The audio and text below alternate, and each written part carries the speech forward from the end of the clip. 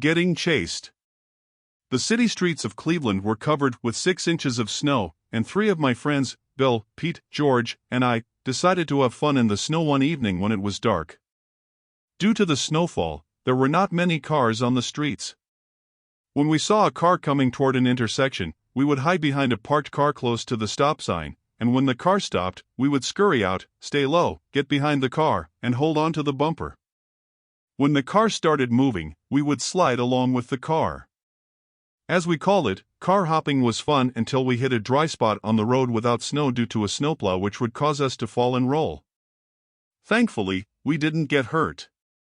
We would do this repeatedly, seeing how far we could go without falling off or getting caught by the driver, sometimes going several blocks and having to walk back.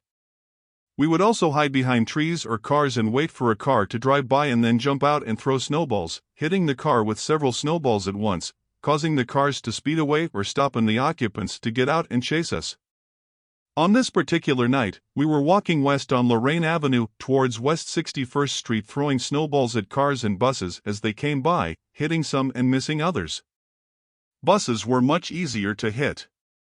Sometimes someone would be walking down the street, and we would throw snowballs from far away, trying to hit them, but most times, we would miss. We tried to avoid doing that, even though other kids would throw at us.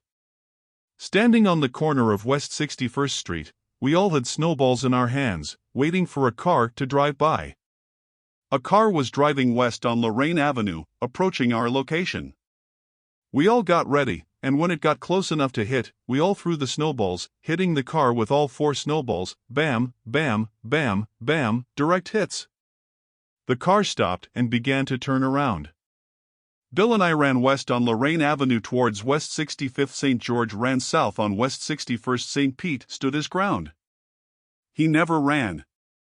The 2 occupants, 2 men in their 20s, got out of their car, and both guys started hitting Pete, and Pete fought back, hitting them as well. It wasn't fair, 2 against 1. After a 5-minute scuffle, Pete suffered from a bloody nose and lip.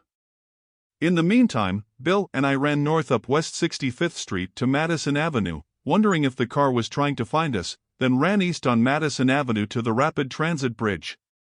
This bridge would take us back to Lorraine Avenue, where Pete was still waiting. We ran up to him, and Pete said, "Why did you guys run?" "Those 2 guys were fighting me, but we thought that Pete had run too." It would have been a shouting match instead of a fistfight if we had all stayed. We didn't realize Pete didn't run. We watched as George slowly walked back toward us. We stood there in disbelief, discussing where everyone ran to and asking Pete if he was okay, wondering what had just happened. This story is dedicated to my childhood friend Roy, Pete Buchanan, who sadly passed away from cancer. We all had such a great childhood and great memories that will never be forgotten from that period of our lives. Written by Alvin Rivera.